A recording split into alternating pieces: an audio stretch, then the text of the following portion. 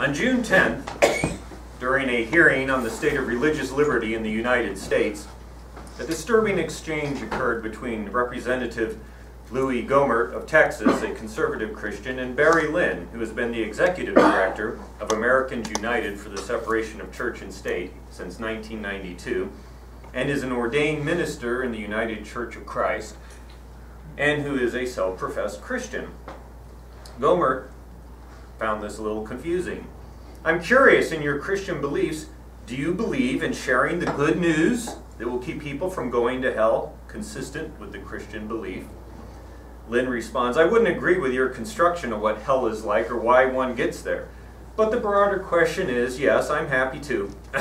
So, you wouldn't believe somebody would go to hell if they do not believe that Jesus is the way, the truth, and the life. Lynn tries to get his words in without being interrupted this time.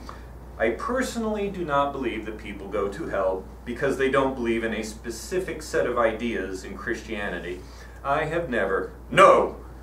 Not a set of ideas. He interrupts again.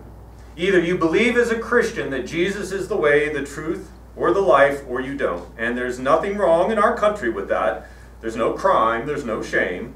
There should never be a law against those beliefs because God gave us a chance to either elect to believe or disbelieve. And that's what we want to maintain, is people's chance to elect, yes or no, the chance that we are given. So, do you believe? Lynn now interrupts. Congressman, what I believe is not necessarily what I think ought to justify the creation of public policy for everybody. For the 2,000 different religions that exist in this country, or the 25 million non-believers. And he goes on to say, I've never been embarrassed to share my faith or to call myself a Christian. And so he says, I want to preserve the Constitution and its effect on all people, believers and non-believers, in the next 5 years. That's what I talk about. And Gohmert responds again. So the Christian belief as you see it is whatever you choose to think about Christ, whatever or not you believe those words he said, that nobody basically goes to heaven except through me. Lynn responds, we could have a very interesting discussion sometime, probably not in a congressional hearing. And Gohmert responds once again, well, I was just trying to figure out when you say Christian, there's no judgmental, that's not my job. God judges people, pardon my opinion. Just trying to figure out what we mean by Christian. So I appreciate your indulgence. Thank you. Now remember, this occurred during a congressional hearing. Lynn had 10 full minutes to speak during this entire hearing. 5 minutes was spent with Gohmert defining what a Christian was. Now, as amazing as it is that a congressman would waste 5 minutes of our taxpayers' dollars and Barry Lynn's time arguing about what it was to be a Christian, it does underline a constant nagging problem that just won't go away. What is it to be Christian? We've wrestled with that in here many times. And this is not a new debate. It happened way back in the history of both Unitarianism and Universalism. It goes all the way back to the beginnings of Christianity itself, when people argued about the nature of Christ. Who was Jesus? Was he man? Was he God? Was he a mix? Was he divine? Or was he purely human? Today we're going to take a look at what happened to Theodore Parker, one of the big names in Unitarianism, when he dared to think for himself along these lines. Parker was a Unitarian well before the merger of Unitarians and Universalists in 1961. He was also a Transcendentalist, a great fan of Ralph Waldo Emerson and the Transcendentalists. To give you a little context, when I spoke a few weeks ago about Ralph Waldo Emerson and talked about his famous Divinity School address, this occurred in 1938.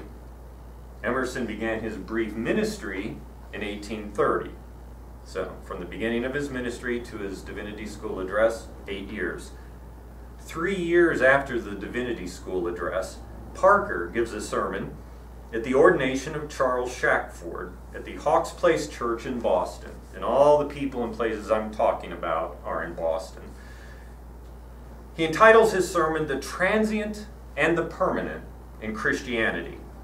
Now, few remember poor Mr. Shackford for whom this ceremony was arranged, but they do remember Parker and his sermon, because it created quite a controversy. And it's still well known today, at least in Unitarian Universalist circles. In his sermon, Parker touches on the transcendentalist idea that we must listen to our conscience for guidance, for that is the voice of God within. If he had stopped there, that would have been fine. Wouldn't have been a problem. But he didn't. Because even though the other Unitarians of his time, many of them were more conservative, more traditional in their Christian views, they were okay with that. That was fine. They understood this was a new branch of Unitarian thought that Emerson and the Transcendentalists had introduced, and they maybe weren't happy with it, but they weren't going to lose much sleep over it either.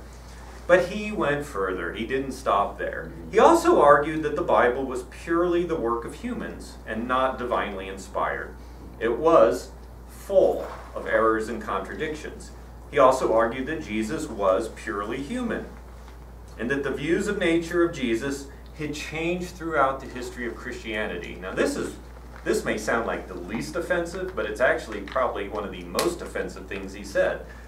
He said throughout the history of Christianity, the church, the Christians, have thought different things about Jesus throughout time. It has not been a uniform agreement, not from the days of the early church and not now.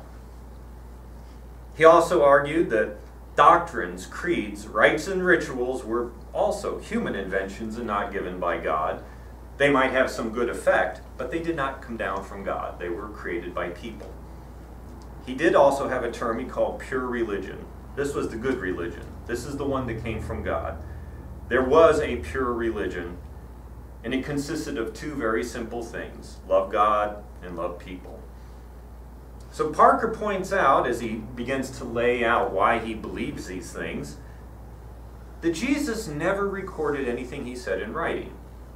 He never established a church. He never established any kind of hierarchy. He never established bishops or priests or ministers or elders or deacons. Jesus did none of these things. Jesus, as he said this: "His word shall never pass away, yet he took no pains to perpetuate his thoughts. They were poured forth where occasion found him an audience, by the side of a lake or a well, in a cottage or the temple or a fisherman's boat, or the synagogue of the Jews. He founds no institution as a monument of his words. He appoints no order of men to preserve his bright and glad revelations. He only bids his friends give freely the truth they had freely received. He did not even write his words in a book." So Jesus did none of these things. He did not establish the church that he was a part of today. He argues also that Christianity has continuously changed throughout history. While true religion is always the same thing in each century, in every land, in each man that feels it, the Christianity of the pulpit, here's a contradiction, or not a contradiction, he's contrasting two types of Christianity now. The Christianity of the pulpit, in which religion is taught, and the Christianity of the people, which is the religion that is accepted and lived out. It's never been the same thing in the 2 centuries or lands, except only in name. And now listen to this carefully. I know he uses archaic language, but just try to imagine him saying these things at poor Mr. Shackford's ordination. The difference between what is called Christianity by the Unitarians of our times and that of some ages past is greater than the difference between Muhammad and the Messiah. The difference between the original Christianity and Unitarianism Christianity today is vastly more different than Muhammad and Jesus. This might have riled a few feathers in the audience.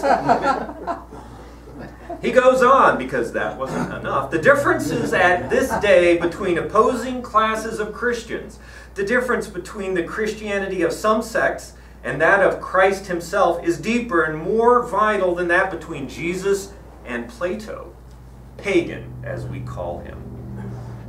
The differences between the Christianity of his day, he says, are vastly more different than Jesus and Plato. So he is sort of thrown down the gauntlet, you might say. Having made this claim, Parker now seeks to demonstrate how much of Christianity is transient, and that which is actually permanent. And again, some of you might be a little puzzled. Just remember, Unitarianism of its day was Christianity, as the Unitarians saw it. None of them called themselves non-Christians. They were Christians practicing what they thought to be the true revelation of Jesus. And so, you know, we've evolved. It's a little different today. But when they say these things, this is the roots of what we are today, the Christian roots of Unitarianism. So if that, if that word bothers you, please take it in context. Take all this God talk in context if you don't believe in God. This is the roots of what we are today. And Parker, without question and without apology, both believed in God without question, although God defined differently than the Bible defines God. And he also believed that Jesus manifested God's desires for us and how we live. That's how he viewed Jesus. So with that, let me move on. He seeks to define true religion and true Christianity and what is merely human religion or transient Christianity. It must be confessed with sorrow that transient things form a great part of what is commonly taught as religion. An undue place has often been assigned to forms and doctrines, and too little stress has been laid on the divine life of the soul, love to God and love to man. Religious forms may be useful and beautiful. And he's talking about the traditions of the church, the smells and bells, if you will, the things that are done in a service. He's saying they may be useful and beautiful. They are so whenever they speak to the soul and answer a want of your soul. But in our present state, some forms are perhaps necessary, but they are only an accident of Christianity, not its substance. Looking behind or around us, we see that the forms and rites of Christians are quite as fluctuating as those of the heathens, from whom some of them have been, not unwisely, adopted by the earlier church. So he says, if we look around at Christianity, we see change all the time. And we see that the early church adopted some of the traditions from the pagans. And he says that's not necessarily a bad thing. But let's be honest about it. It wasn't handed down by God. It was created by people in their desire to seek God. It's a human invention. It is a human religion. So if this is true as Parker claims, how do we tell the difference between the human religion and the permanent religion? Parker would argue that if we could use science, reason, archaeology, textual criticism of the Bible, study of other religions, if we could do all this and use these tools that are at our disposal, we would be able to see the difference. Sadly, he laments this often doesn't happen because people begin with their own preconceptions and they don't want to see contradictory evidence. We start with the idea of what is true, and then we block out anything that doesn't jive with that. Some philosophers refuse to look at the moon through Galileo's telescope, he writes, for according to their theory of vision, such an instrument would not aid the sight. Thus, their preconceived notion stood between them and nature. Now, it has often happened that men took their theology thus at second hand and distorted the history of the world and man's nature beside to make religion conform to their notions. Their theology stood between them and God. Those obstinate philosophers have disciples in no small number.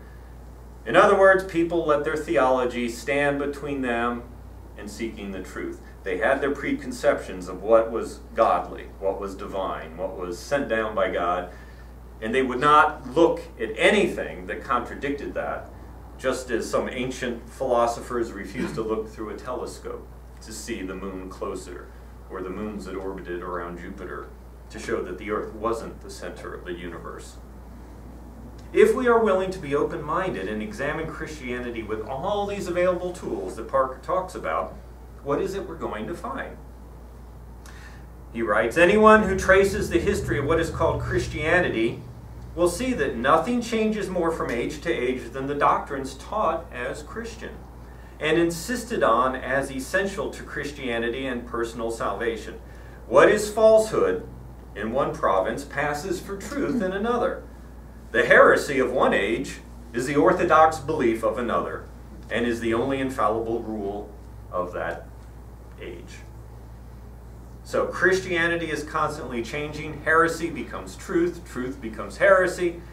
What you believe today would have had you burned at the stake in the past, and vice versa. Parker then contrasts these two sources of truth, our inner intuition, what he calls God within us, or the Bible. He argues that even if our theology is corrupted, our intuition will still show us the truth. If we are faithful, the great truths of morality and religion, the deep sentiment of love to man and love to God, are perceived intuitively and by instinct, as it were, through our though our theology be imperfect and miserable. So we will see the truth despite our theology, despite man-made religion, if we will listen to that inner voice. Sounds a lot like Emerson, doesn't it, if you were here for the Emerson talk? Whereas the Bible should never have been considered inspired, nor in fact did the early church consider it inspired, it was simply a collection of works by people about whom we know very little. Intuition trumps the Bible, for intuition, in Parker's mind, is the voice of God. Matters have come to such a pass, he writes, that even now he is deemed an infidel, if not by implication an atheist, whose reverence for the Most High forbids him to believe that God actually commanded Abraham to sacrifice his son, a thought at which the flesh creeps with horror. To believe it solely on the authority of an Oriental story, written down nobody knows when, by whom, or for what purpose, which may actually have been a poem, but cannot be a record of fact unless God is the author of confusion and a lie. So he's being critical, especially of the Old Testament. He does not think it is a collection of inspired writings, but merely the writings of the Jews who were wrestling with their understanding of where they were and why they were. And it is not the source of truth, not to Parker. He's also critical to those, and this is where he starts to get into trouble again. He says Jesus himself is not the source of truth. Rather, the source of truth came through Jesus. Think about that for a second as I read what he writes about that. Almost every sect which has ever been makes Christianity rest on the personal authority of Jesus, and not on the immutable truth of the doctrines themselves or the authority of God who sent him into the world. The authority of Jesus, as all teachers, one would naturally think, must rest on the truth of his words and not on their truth as his authority, on his authority. In other words, he argues that you don't believe mathematical formula because of the authority of the mathematician. And he uses examples like Euclid and Archimedes. He says you don't believe the math and the geometry that you learn from them because of them as people. You believe it because of the truth that is self-evident when you do these formulas and do the calculations. The same applies to Jesus. You don't believe what Jesus said because of who Jesus was. You believe it because you know them to be true by the intuition within you. The words of God poured forth from Jesus, and you know this to be true if you listen to the voice of God within you. Now that's quite radical for that time. Quite radical. Everything rested on the authority of Jesus because he either was the Son of God or was at least divine, a creation above all other creations. And therefore what he said had authority. And Parker says, no. It's true, it has authority because you know it to be true from the voice of God within you. And then he says, if Jesus had taught at Athens and not at Jerusalem, and if he had done no miracles, and none but human nature had ever been ascribed to him, in other words, he'd only been called human, if the Old Testament had forever perished before he was born, so you had no Old Testament to look at, Christianity would still have been the Word of God, and it would lost none of its truth. Now you might imagine this was pretty radical even for a Unitarian transcendentalist, but we still haven't gotten to the most outlandish thing he said yet. Now we're going to. So if it could be proved, though it cannot, in opposition to the greatest amount of historical evidence ever collected on any point, if it could be proved proved that Jesus of Nazareth had never lived, still Christianity would stand firm and fear no evil. None of the doctrines of that religion would fall to the ground, for if true, they stand by themselves. But if, as some early Christians began to do, you take a heathen view and make Jesus a God, the Son of God in a peculiar and exclusive sense, rather than saying that we're all children of God, much of the significance of his character is gone. His virtue has no merit, his love no feeling, his cross no burden, his agony no pain, his death is an illusion, his resurrection is but a show. For if he were not a man but a God, what are all these things? What his words, his life, his excellence, his achievement? It is all nothing.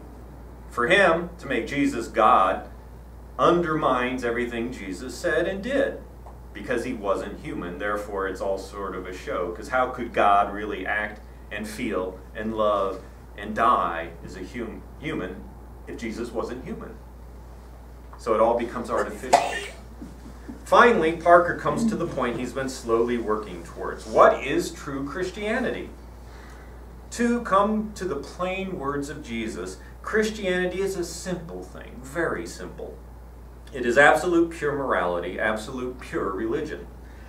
The love of man, the love of God acting without let or hindrance, the only creed it lays down is the great truth which springs up spontaneous in the holy heart. There is a God. Its watchword is, be perfect as your Father in heaven. The only form it demands is the divine life, doing the best thing in the best way from the highest motives. Perfect obedience to the great law of God. That's it. That's what Christianity is. Love God, love people. Do the best thing the best way you can, the best way you know how. That is what Jesus taught. That is Christianity. Everything else, human creation. So how do you think this was received? This sermon was given on May 19th, 1841. A year and a half later, in January 1843, we shall see what Unitarian Universalist historian Conrad Wright puts it, the closest thing that Unitarians ever came to a heresy trial. Parker had gone too far in the mind of many Unitarians when he both denied the inerrancy of the Bible and even argued that this doctrine was not always an essential part of Christianity. Even worse, he denied any special status to the person of Christ. Jesus was fully human. And the truths he spoke came through God and would be true even if Jesus had never spoke them. It was not the authority of Jesus that mattered. It was the words themselves, the truth of the words themselves that mattered, independent of the speaker. Jesus could have been a pagan speaking in Athens, and it would still have been the Word of God. Jesus wasn't even necessary. He didn't even need to live. And this was too much. There were 3 ministers in the congregation, a Baptist, a Methodist, and a Congregationalist. Sounds like the beginning to a bad joke. They were busily writing down notes throughout this and wrote a summary up of his sermon and distributed them as fast as they could for 2 reasons. One, to get Parker declared a heretic, and to attack this young Unitarian denomination, which many already thought were non-Christian or barely Christian.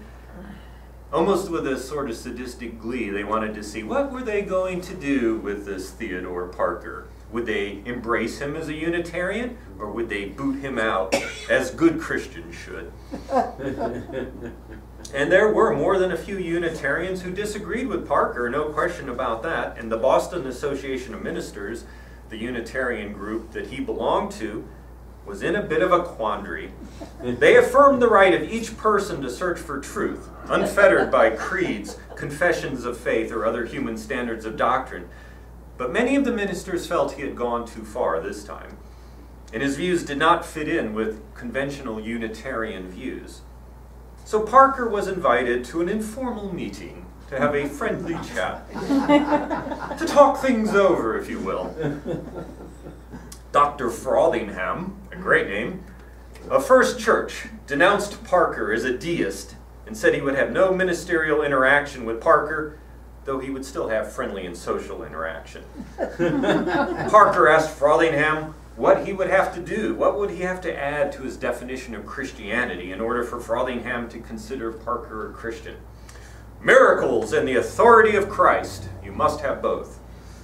Chandler Robbins, who became the minister of Second Church after Ralph Waldo Emerson left, so this was Emerson's replacement, concludes this meeting by saying, since Mr. Parker finds the feelings in respect to him so general, I think it's his duty to withdraw from the association. Parker, however, felt that the principle of free inquiry was at stake and refused to resign. And that was that. There was really nothing the Unitarians could do without abandoning their own professed principles. Ezra Stiles Gannett, minister of the Federal Street Church, summed it up nicely when he said, "We are willing to take the principle of free inquiry with all its consequences." Since Parker refused to play nice and didn't resign, they're stuck with him. Or they're going to have to come up with some creeds, and the Unitarians aren't going to come up with creeds. So Theodore Parker pushed the limits of acceptance and won. He was never widely liked among most of the ministers. He had a gruff personality to go along with his radical views. But his writings, along with his refusal to resign, cemented the right of all Unitarians, even high-profile ministers, to think for themselves and arrive at unconventional conclusions.